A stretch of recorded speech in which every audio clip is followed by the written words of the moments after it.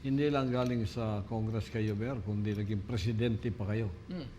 Kaya yung presidente ako, buksan ninyo. Tingnan ninyo.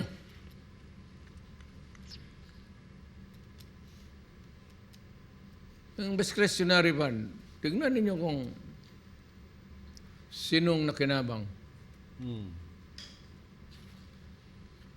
Kasi, Mayor, yan din ang hamon nitong mga tatlong leftist, no? Na gusto daw nilang pabuksan yung, pati Davao, kinalkal na nila yung discretionary fund daw mula noong anong taon nito, 2016 o ano yan, para buksan daw. Kaya ito nga, itong hamon na ito, tinanggap na ninyo ngayon.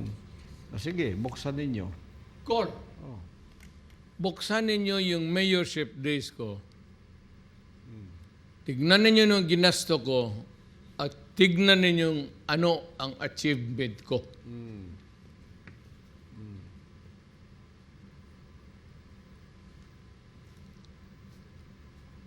So many years that I've been there, and look at Davao now.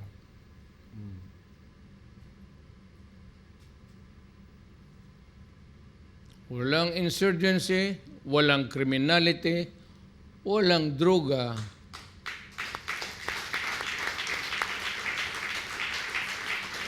So, Mayor, kung tanggapin nila yung hamon nyo na buksan itong mga libro, they have to really inform the public about it. Yes. Kasi nasa konstitusyon yan, di ba? Mas gusto ko nga, mauna ako. Tapos inyo. Sige. Meron mo kaya tayong tinatago, if there are skeletons in the closet, my God, open it up and let it crumble.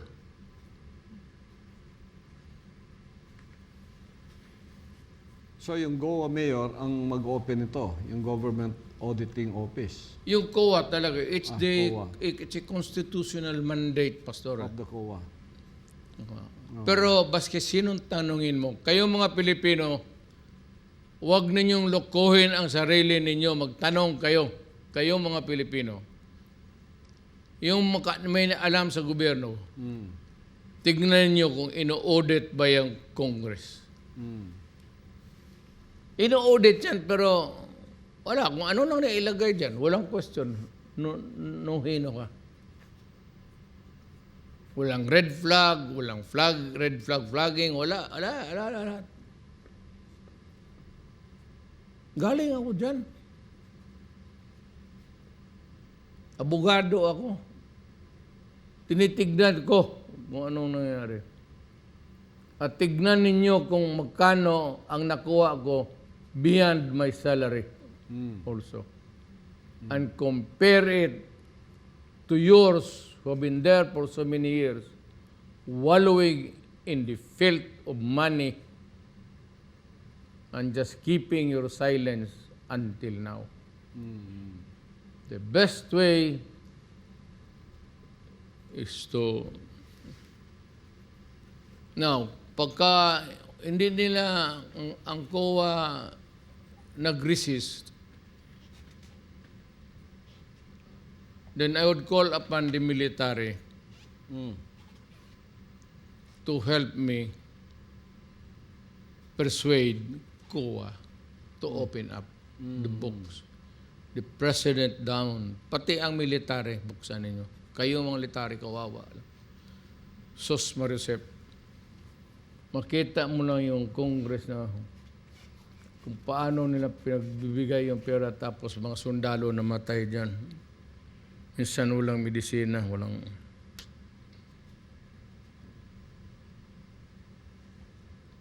At paano ko ginawa sa aking panahon yung mga sundalo na sugatan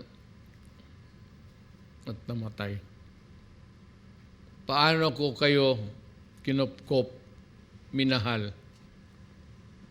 So this time, maghingi ako na ito. Huwag tayong magsira ng gobyerno. Hindi at kudita. But just help me pressure government agencies having to do with the examination of documents relating expenses ng ating bayan, gobyerno ng ating bayan. Yan lang naman. I am not asking magpurma kayo dyan sa ano. No.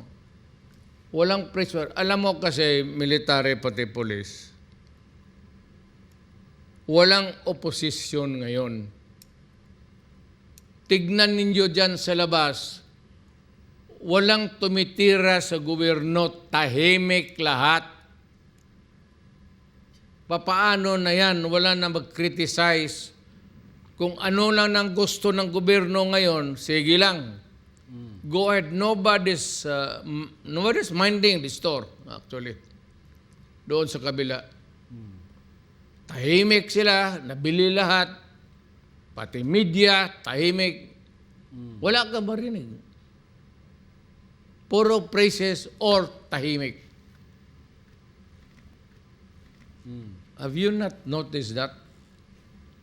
Is that really the environment of a democracy? Ang demokrasya maingay. May chatter. Ngayon, wala.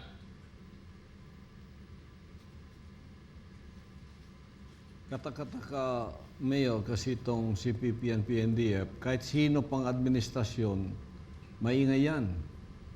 Oh, You're right in what you're saying. Ngayon, tahimik. tahimik.